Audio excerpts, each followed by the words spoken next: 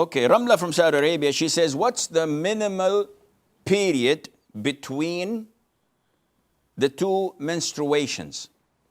There was nothing mentioned to us in this regard from the Quran or the Sunnah.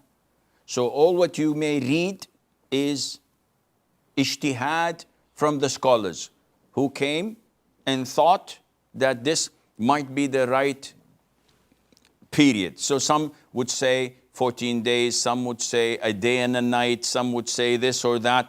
So there isn't any specific mentioned period between the two menstruations. And this is why in one of his rulings, Ali ibn Abi Talib, may Allah be pleased with him, if I'm not mistaken, stated, and this was also reported by the Shafi'i, may Allah have mercy on him, that a woman can have monthly period, then purity, then monthly period, then purity, then monthly period in less than a month.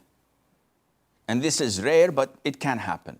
So what the scholars, the majority of the scholars, let us say, said was that the maximum amount of the number of days of monthly cycle should not exceed 15 days.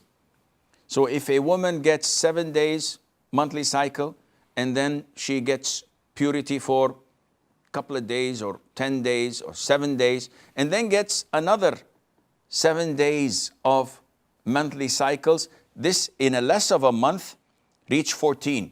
It cannot exceed that.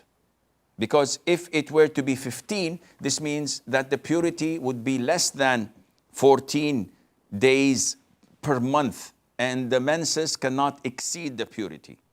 So it has to be half or less.